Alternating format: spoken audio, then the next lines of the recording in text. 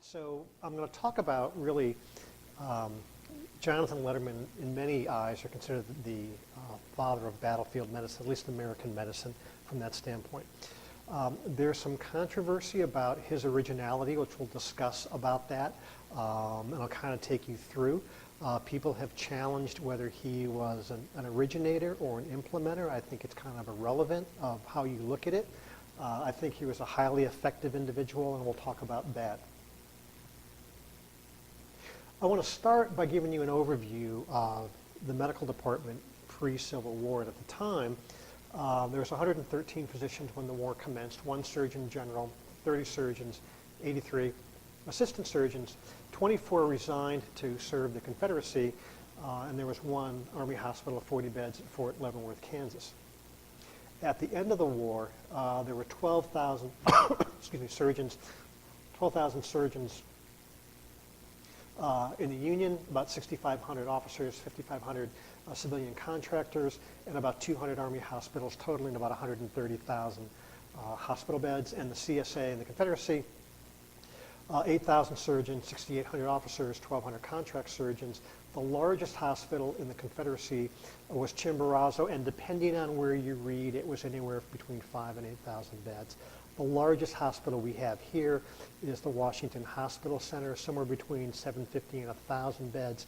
Inova Fairfax probably in the same range. So the magnitude of the size of this hospital, I can only imagine of what it looked like. I was on the James River, and there's really not a lot of records of it.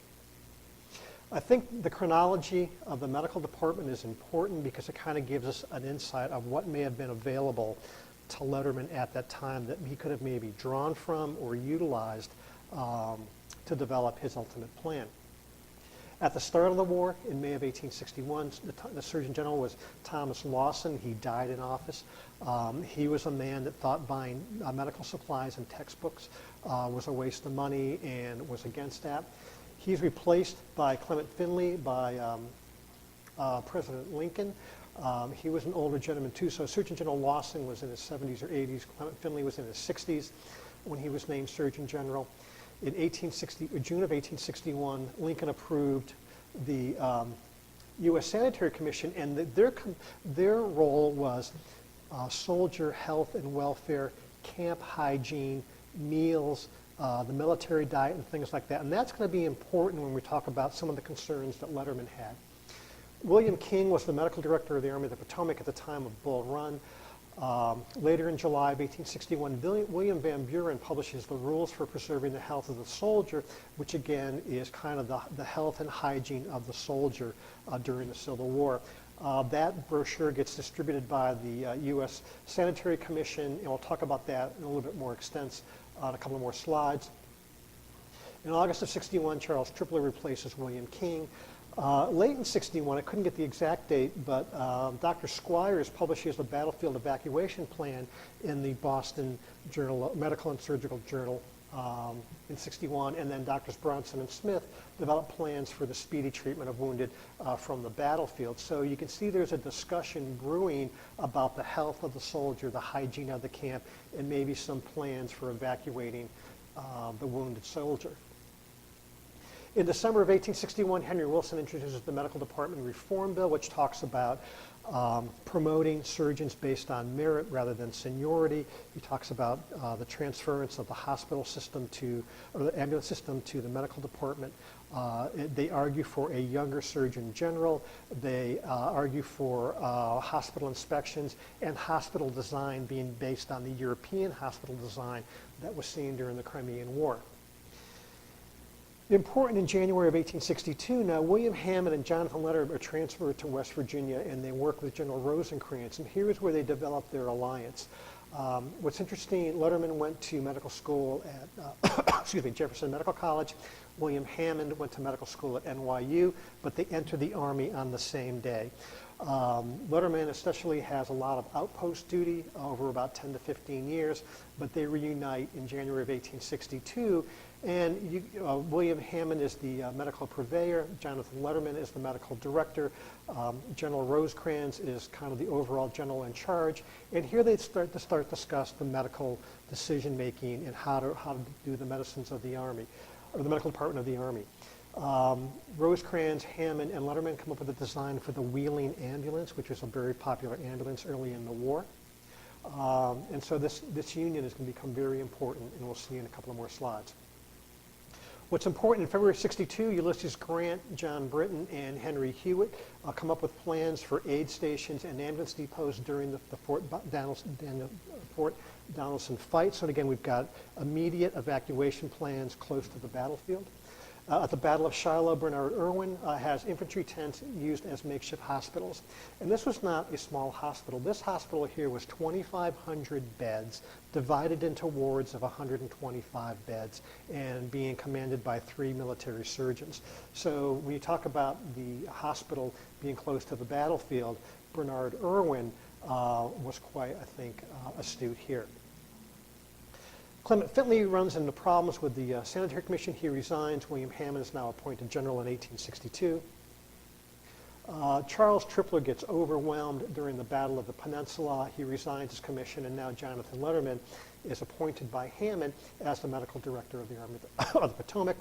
He takes office on July 4th of 1862. He resigns in 1863 in December, and then the Letterman plan becomes federal law in March of 1864. So originality.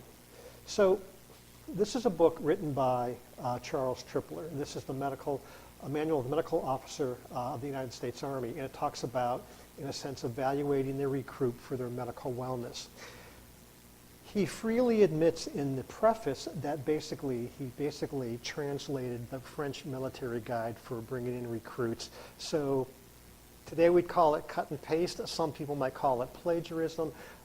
There's no originality in this book from the sense he just basically stole it from the French.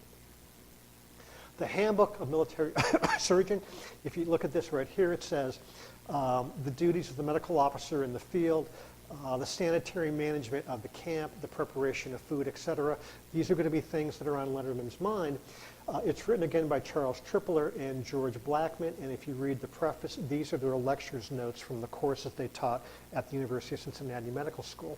Original work, probably close to their lecture notes. And then the last document here is the U.S. Sanitary Commission Rules for Preserving the Health of the Soldier. This is written by William Van Buren, distributed by the Sanitary Commission, and one of Letterman's critics said basically he essentially cut and pasted this in one of his general orders that that McClellan instituted early after he took office. Now what's important is if you talk about originality, I think very few people do original things today. When I was an ICU pharmacist, I borrowed stuff from all of my colleagues all around the country. We weren't very original. We were expeditious from the standpoint. We did a lot of borrowing.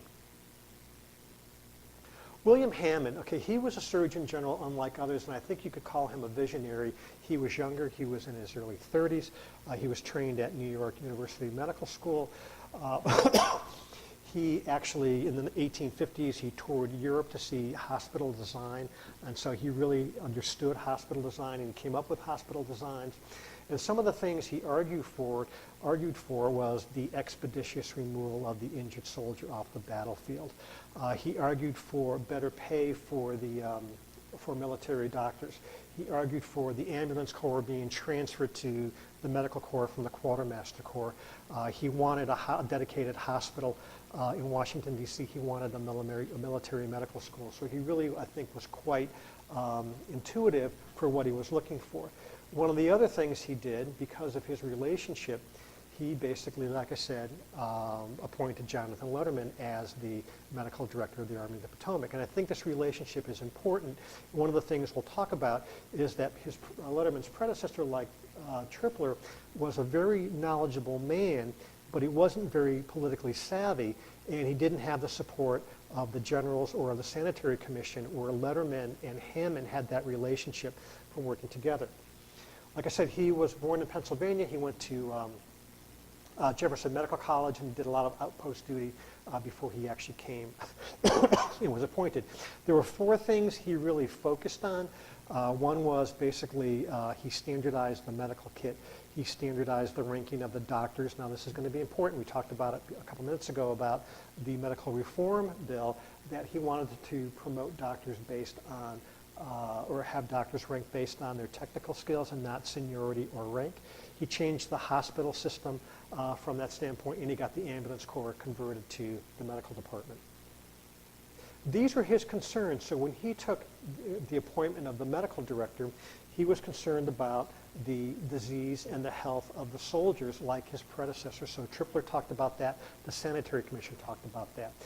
He talked about scurvy, so in a sense, vitamin C deficiency.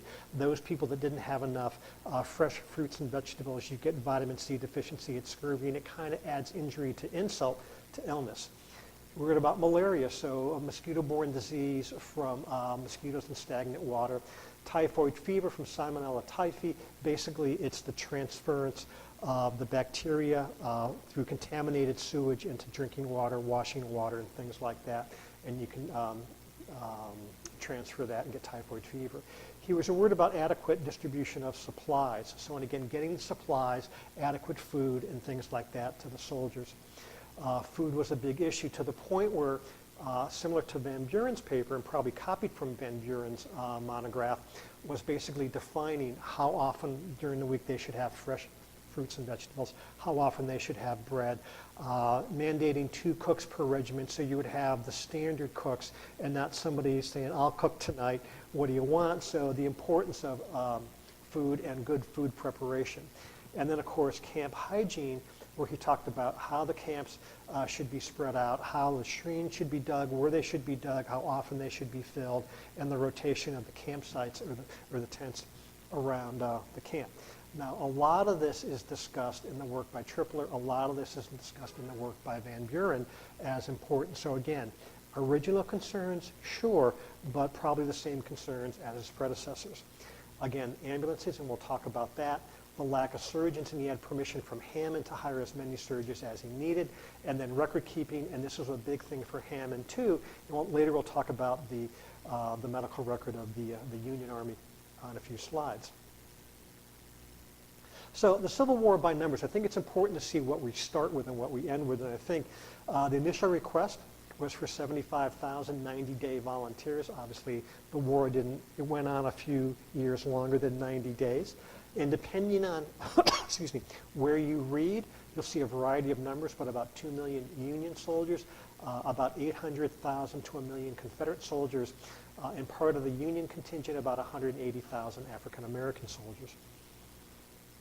The casualties by the numbers are important, and I think if you look again, look not so much at the numbers, but look at the highlighted numbers here, that those that died, about 600 to about 625,000, those numbers are growing. There's actually a number of initiatives to look for people that died after the war, but may have died from war-related injuries.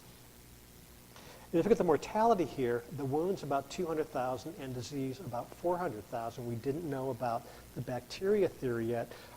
So a lot of people died of bacteria. Now, if you look at the ratios here, in the Crimean War in the 1850s, that there were 9 deaths due to disease, 1 death due to wounds, primarily cholera. 2 to 1 in the Civil War, disease to wounds, and then the Franco-Prussian War, that's a typo here, from 1870 to 1871. Now we have an inversion because we know about the bacteria theory. 7 men died to their wounds compared to 1 man died of disease. So just knowing about the bacteria theory had a tremendous impact on disease-related mortality. Now, it's also important during the Civil War, if you look at disease-related deaths, in the Union Army, about 49 deaths per 1,000 troops. In the Confederate Army, 167, almost 4 times or 3 times as many per 1,000 troops on the Confederacy. And could a lot of this be to lack of medicines for the treatment of diarrhea, the lack of medicines for the treatment, let's say quinine for malaria, but also the lack of adequate nutrition, scurvy, vitamin D deficiency, which could have driven the mortality rate up. Most of my career, I was the ICU pharmacist at the NIH. I fed over 10,000 patient days of nutrition support in critically ill patient. You understand the magnitude of what good nutrition can do to a critically ill patient. So the casualties by numbers, and again, this looks at the, the number of patients that probably made it back to the field hospital for subsequent therapy. A lot of ones, as you can expect, low low numbers here because they probably died on the battlefield and never made it back to a field hospital from that standpoint. The basic numbers we're talking about, the largest numbers are upper and lower extremity wounds in the range of about 85 to 87,000. But you can see very low mortality rate here. So again, depending on where the wound was, the farther you are away from the core or the upper body, the lower the mortality rate. So if you get wounded in the fingers, the risk of dying is going to be a lot less than if you got wounded in the shoulder. The same thing for the toes and moving up to the trunk. So from that standpoint, you could see here things like abdominal wounds, about 8,500, a mortality rate of almost 50%. We didn't know a lot about abdominal surgery. They probably died from the surgery. They probably died from the infectious complications related to intra-abdominal infections. Okay, evacuating the wounded. This is kind of where we're going to start. I'm going to kind of include the ambulance corps here. But as you can imagine, if there was a wounded warrior, he may be taken off the battlefield by his comrades. And whether he would go back to the battlefield, he may, or they may not. And as part of the ambulance corps, one of the things that Letterman stipulated is that each ambulance had a driver or a teamster and 2 dedicated stretcher bearers.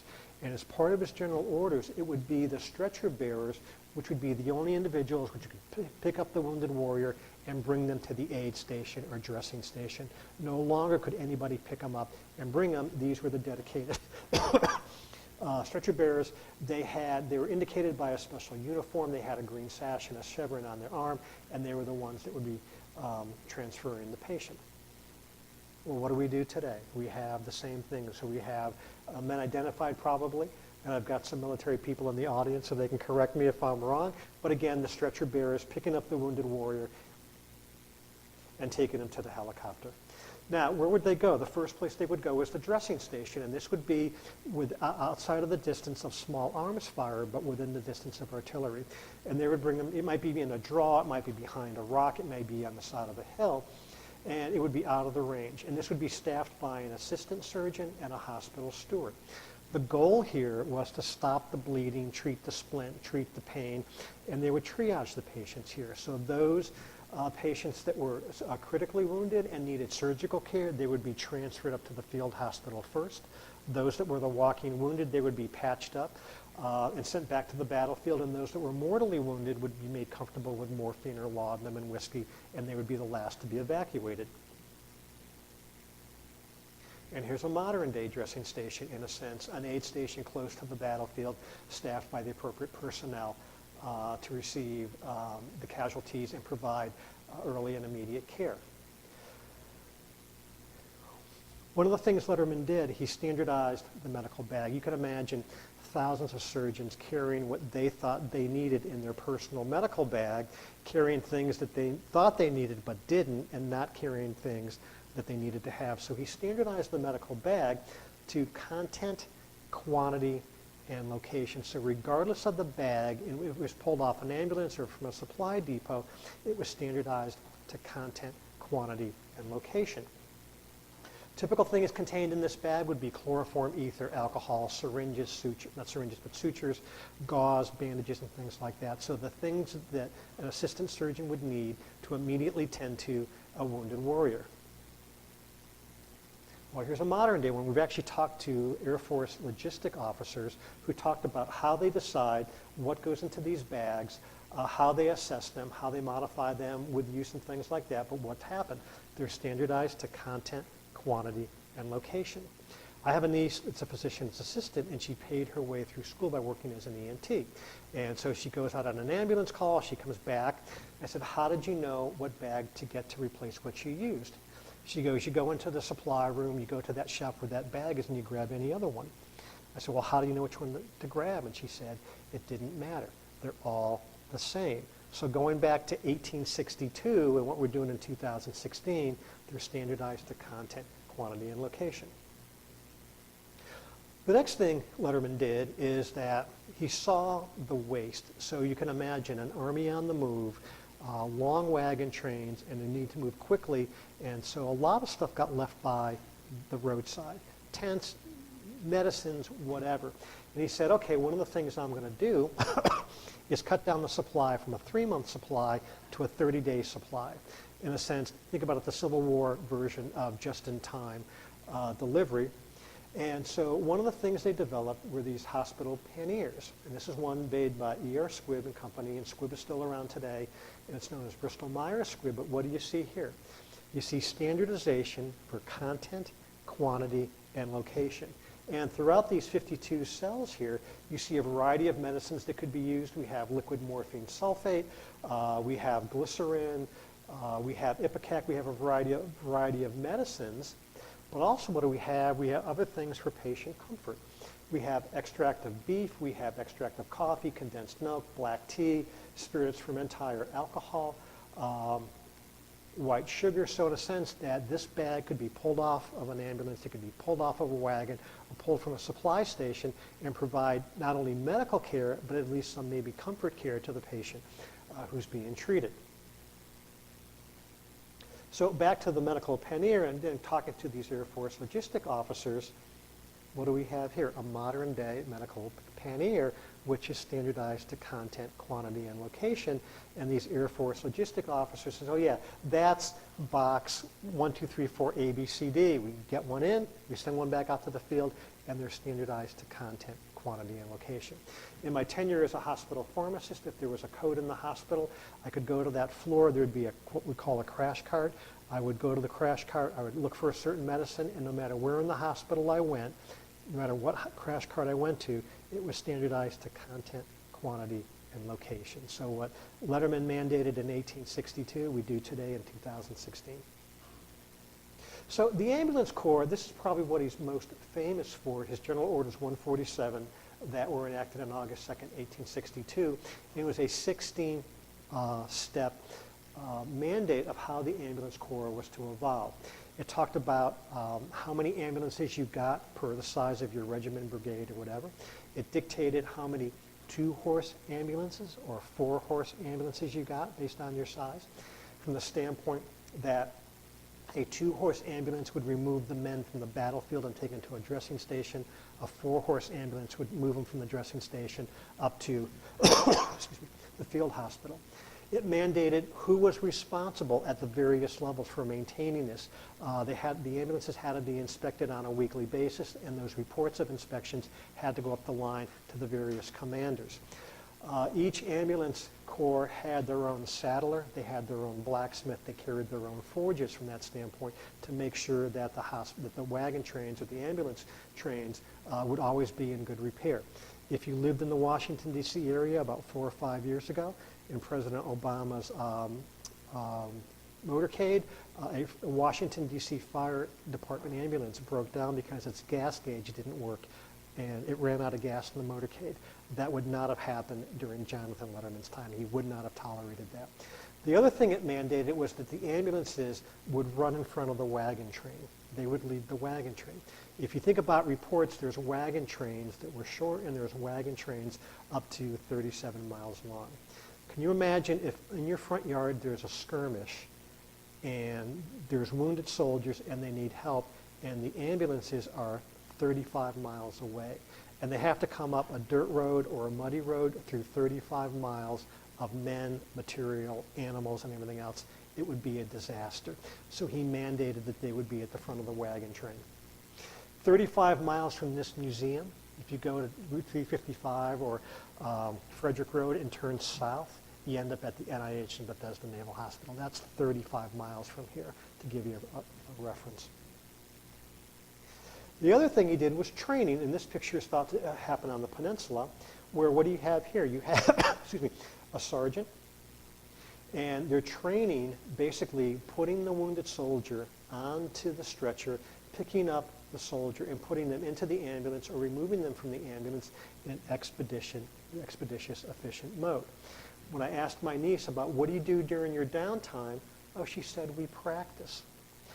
I read my hometown paper in Connecticut, and last summer I'm reading the paper and the local hospital is having a mock disaster drill. What are they doing? They're practicing getting people into the hospital, triaging them in the parking lot of the hospital, prioritizing who needs care, but practicing all this.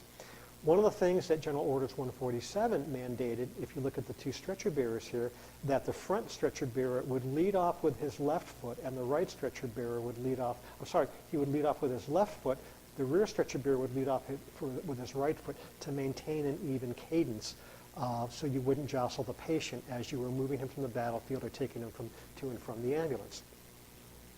So this is a 2-horse ambulance. And now we move forward to probably, I don't know, 1,000+ horsepower ambulance that the military uses today. So again, and when I look at this picture, I often ask myself, is this stretcher bearer going to start off with his left foot, and is the rear one going to start off with his right foot, in the sense to maintain the cadence? So the next slide is important because now we're seeing the evolution from military medicine to civilian medicine. And if you lived in Maryland long enough and you looked in the skies, what do you see? The state of Maryland State Police helicopter, which are based all around the state. R. Adams Cowley in 1961 developed the first statewide EMS program in this country. It was here in Maryland. And what he had was regional trauma centers all around the state of Maryland so that if somebody was injured on the highways and byways of Maryland, they would be immediately evacuated to one of those trauma care centers. He instituted, he instituted helicopters in 1969. Okay, where would they go to next? So after the dressing changes, the dressing station would be put on an ambulance, they'd be taken to a field hospital, which was denoted by a yellow and green flag. This is a field hospital at Savage Station, and what we see here now are that the surgeons, as identified here by their straw hats, and what they're doing in this large communal receiving area, they're performing triage. So again, they're looking at who are the priorities, who are the sickest patients that need surgical care, going to surgery first. Those that are walking wounded would be treated last, and those that were mortally wounded would be made comfortable again with morphine or alcohol. Now, what's unique about this is before Letterman, one of the things he mandated that if I was from a Connecticut regiment and somebody was from New Jersey and I was wounded and I happened upon the New Jersey hospital, I would be turned away. Oh, you're not part of our regiment. We're not going to treat you. Go find your own Connecticut hospital. And Letterman said that's not going to work. That's not going to happen that way. So they would take all comers, so from all regiments, but also all colors of uniform too. This is the Evangelical Lutheran Church, and again, if you've lived in Frederick long enough, 2 streets over is the church. It served as one of, I think, over 25 hospitals in Frederick after the battles of Antietam and South Mountain. They took care of about 900 patients over the 6 months after the battle. So again, quite famous from that standpoint. A modern combat support hospital that you might see in the battle arena today. Rather than out in a courtyard, this would be the receiving department, and you could see the stretchers lined up for the patients would be evaluated. Again, another point of triage where, again, the severity of illness would be evaluated. The patient would then go down the hallway if they needed surgery into the operating room from that standpoint. So close proximity to the operating room. And now here's a modern-day civilian field hospital, the University of Maryland. Our Adams Cowley Shock Trauma Center, the flagship hospital here in Maryland for trauma, and again, the state police helicopter. So again, we've taken what we've learned in the military and we've transferred it now to the civilian arena.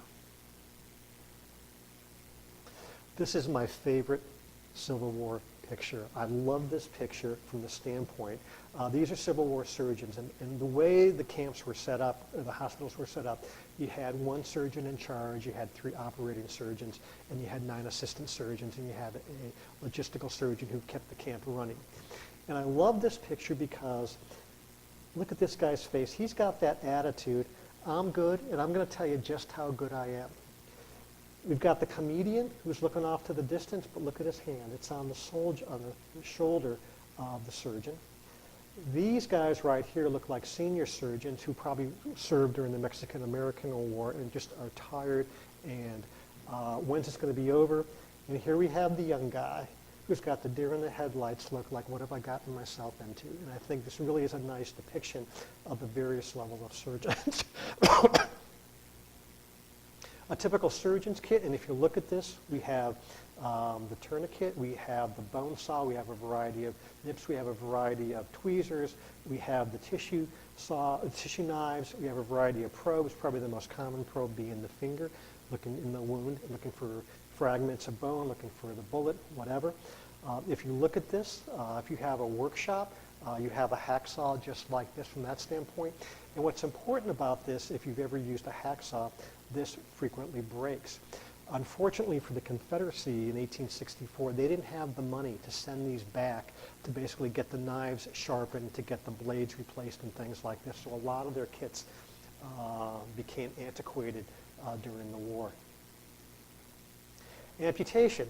I didn't say let's play doctor, I said let's play Civil War doctor. And I think a lot of people look at this, and the Civil War surgeons, I think, can fairly recall sawbones and things like this because of all the amputations that they performed. This is a posed photograph, but it shows many important things. The first thing that Letterman mandated was that, again, like the Medical Reform Act, was that not any surgeon is going to operate, and it's not going to be based on seniority or rank. It's going to be on technical skill. And they also mandated there be consultation before anything was done. So I think what this picture shows, as here is your operating surgeon. He's got his tissue knife right here, but he appears to be in consultation with these two other surgeons, in a sense evaluating their choice or their decision to amputate this soldier's leg. We'll talk about this more in a minute, but here we have another surgeon doing anesthesia. So anesthesia was done in 95% of all battlefield surgeries. And that also, you can't tell from here, but the third person, the third member of the operating room team would be a recorder who would record a lot of information, and I'll talk about that in a subsequent slide. This is an actual true picture, and you can see here's the operating surgeon. There is his tissue knife. We've got the assistant surgeon holding the tourniquet here. There's a sister picture to that. These two surgeons or assistants are actually providing anesthesia to the patient from that standpoint, and here we see a medical pannier. In the sister picture, this is actually the operating surgeon. So, and again, I think based on technical expertise, depending on the surgery, they would pick and choose who would be the most appropriate surgeon. Okay, a day's work. All right, you can imagine 55 dead, wounded, missing in action after Gettysburg, 22,000 dead, wounded, and missing in Antietam. That this was a very common sight from that standpoint. So during the war, 75% of all surgeries were amputations, 30,000 on the Union side. Why did they amputate? They can do an amputation in about 2 to 10 minutes, and we'll talk about that in a minute. But also they learned that if they did primary amputations within the first 24 hours, the mortality rate was only 26%. And as the later they waited after 24 hours, mortality rate rose, probably because wound-related infection and bacteria. They didn't do Reconstruction because Reconstruction could take hours. And if you look at what happened after Reconstruction, here the young man has his arm, but it's not functional. So again, the number of men that could have been operated on in the time it did to do this one reconstruction, it just wasn't worth it, hence the amputation versus the reconstruction. This is anesthesia. This is the Hollywood version of anesthesia. And if you look at this, it looks like the patient is writhing to say that while he's being operated on without anesthesia. So biting the bullet, biting the leather belt, biting the board is very unrealistic. 95% of all surgeries were done under anesthesia. The Union Army used close to 9,000 gallons of chloroform during the war. This may be somewhat representative in the sense there are various planes of anesthesia. One of the planes is the excitatory plane. So he could be anesthetized. He could be amnestic, meaning he remembers nothing after the anesthesia. And he could have analgesia. So he could be, and you hear reports of the yelling and the screaming and the fighting against it, he could be fully anesthetized to the level where they could perform surgery, but he looks like he's wide awake, and in fact he's not. This is a very famous civilian picture from the Ether Dome at Massachusetts General Hospital. And what it depicts is we have a patient, Edward Abbott, who has a tumor. The surgeon, John Collins Warren, is removing it, and we have William Morton here, who's the dentist providing anesthesia. This is October 16, 1846. This is not the first use of civilian anesthesia. Morton's partner is a guy named Horace Wells, who was a dentist in Hartford, Connecticut, and actually used nitrous oxide on himself to have one of his colleagues extract one of his teeth. So the first civilian use was actually Horace Wells in Hartford. People say there was no anesthesia at the time of the Civil War. Joseph Priestley in England came up with nitrous oxide in 1772. So anesthesia has been around for a very long time. And in the battle of the Mexican-American War was the first battlefield amputation in 1847, 47. This now is very slick. So this is from the Medical and Surgical History of the War of the Republic. And this is from the anesthesia section. So what do we have here? We have two anesthetic gases, chloroform, and ether, and then ether. We have dose, small, medium, small, large, and average. 1 dram is 3.7 cc, so the average dose is about 40 cc's. We have the time to induce anesthesia based on the shortest, longest, and average time, and we have sustained anesthesia, shortest, longest, and average. So on average, it took about 40 cc's of chloroform. The average onset time was 9 minutes, and the average duration was about 22 minutes. So this tells you how fast surgeries were done. Today, we call the effect of what the drug does to the body pharmacodynamics. As a pharmacist, it tells me what chloroform does to the body. So in 1862, these surgeons were defining the pharmacodynamics of inhalational anesthetics.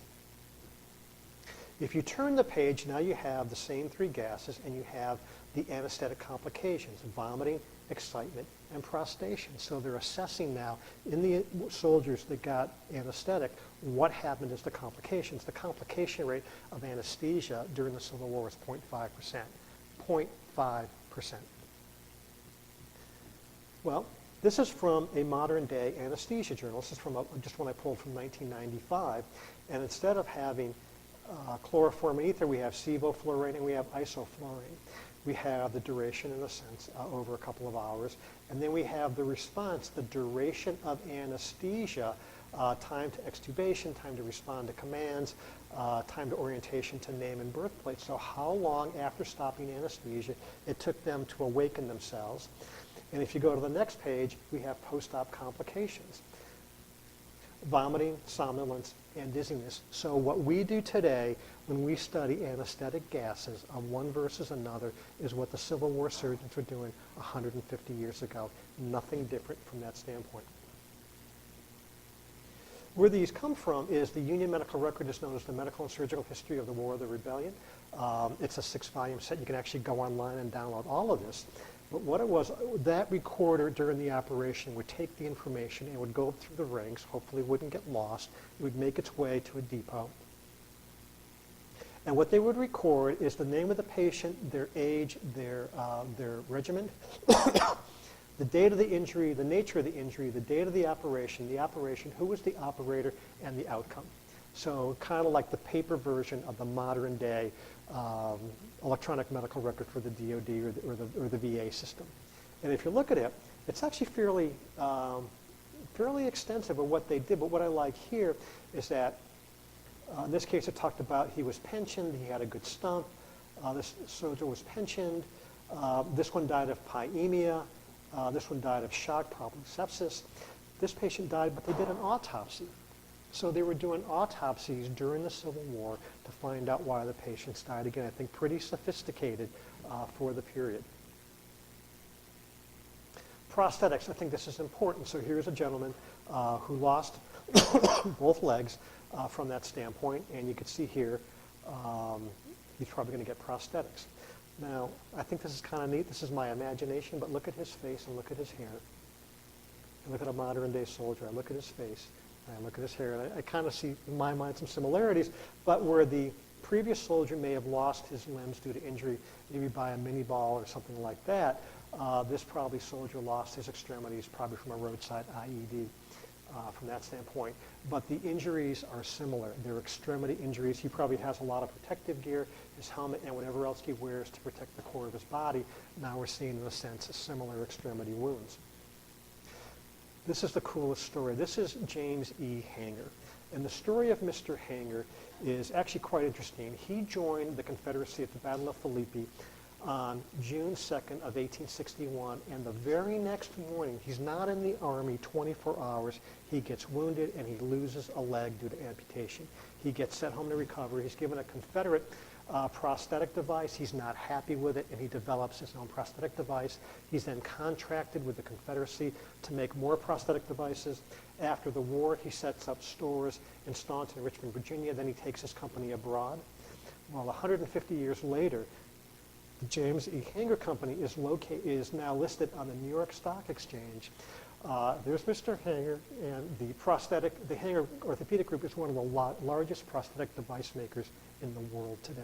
So here's a guy that takes lemons and turns them into lemonade. Okay, stabilization and then moving on. So again, these are Union hospital trains. They were staffed by personnel. They had warmth, they had stoves. They were 3 stretchers high. They had these rubber bands as supports. And they could tend to the walking wounded. They could tend to the men that needed to lay down. They had pantry cars. They had sleeping cars for the surgeons. They were identified as U.S. hospital trains, and they could go unmolested across all kinds of territory. Trains were used through World War II. Obviously, now we use C-17s. And again, what do we have here? We have 3 cots high. They're staffed by doctors and nurses and stuff. And from that standpoint, and they're brought home relatively quickly. We also used ships, and you can see here, this is the U.S. Hospital Ship Red Rover. These were staffed by doctors and nurses and hospital stewards. They had pantries, latrines, elevators, and operating rooms. And again, here's the USNS Mercy based in San Diego with doctors and nurses and pantries and operating rooms and elevators and the like. These are the Pavilion Hospitals. And again, this is Armory Square Hospital down in D.C. And here's Point Lookout Hospital. If you've ever been to the Eastern Shore, here's Point Lookout Hospital. And what we see here is this is a Letterman, or actually a Hammond design.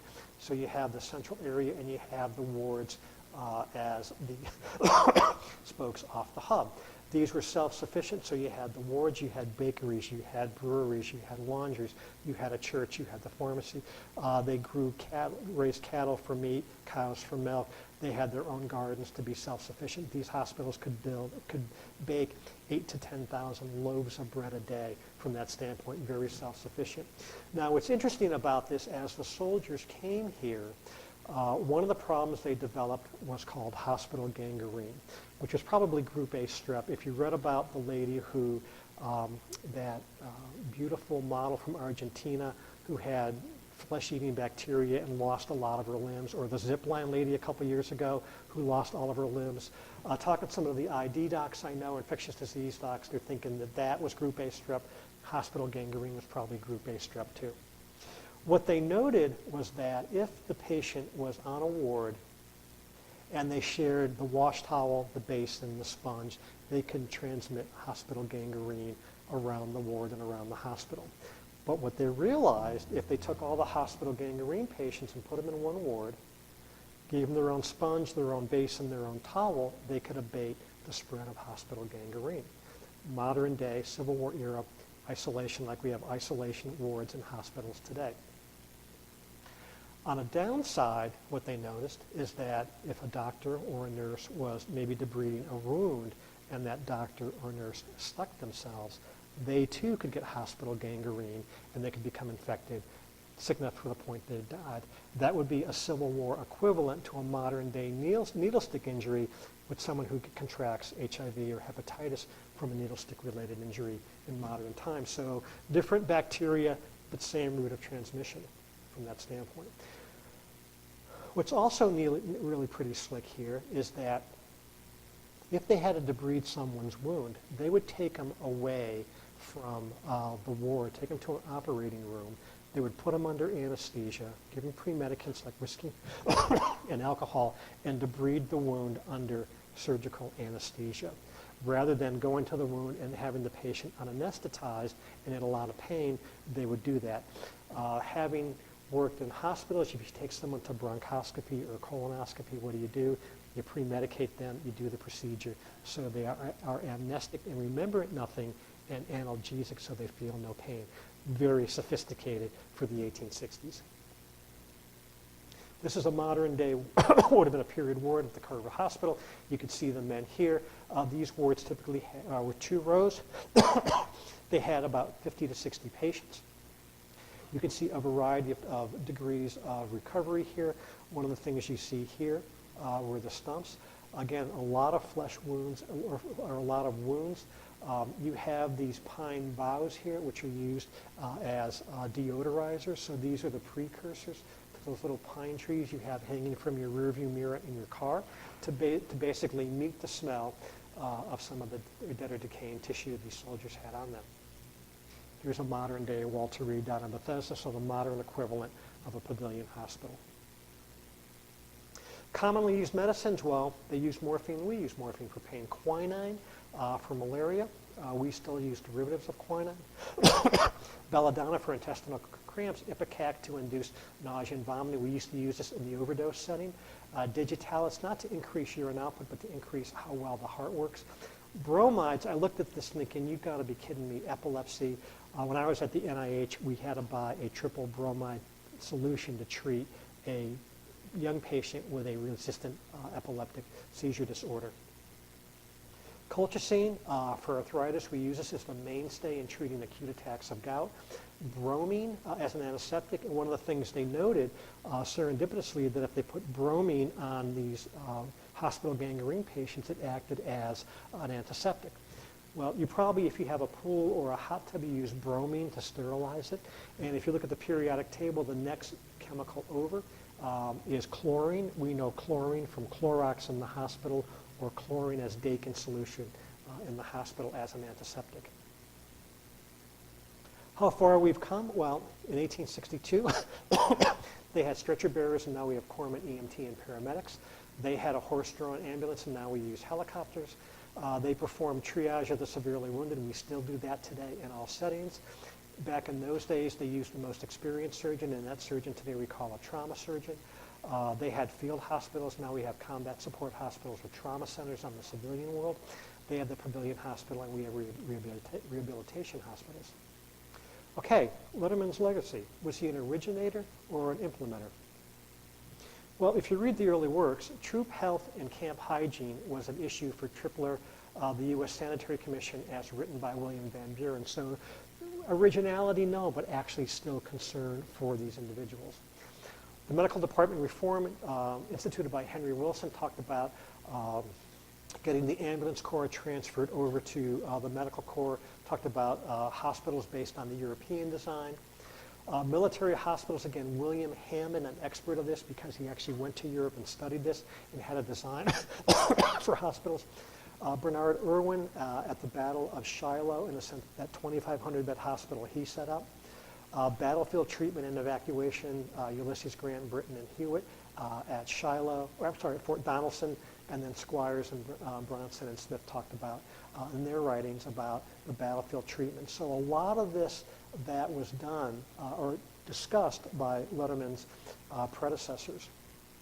The ambulance corps, probably the most famous man of all time, is Baron Dominique-Jean Larrey, and he had the Flying Ambulance Corps in France during the Crimean War, so ambulances were well known, and these flying ambulances would follow men throughout the battle on the French battlefields in the Crimea. So again, nothing new from that standpoint. So was he an originator, an implementer, or does it matter? I would argue it doesn't matter. He was highly effective administrator. He had the support of William Hammond, his Surgeon General, that Tripler didn't have from his Surgeon General like Clement Finley. He had the support of McClellan, so whatever he wanted to do, McClellan supported him. So he was savvy enough to basically look at maybe what people did, taking that brochure that William Van Buren wrote and said, I'm not going to duplicate this. I don't have time. I'm going to change some words. I'm going to give it to McClellan. We're going to make a general order, and we're going to initiate it from that standpoint. So I think that he was politically savvy. He had the support of his administrators to get the work done that needed to be done, and I think that's to his credit.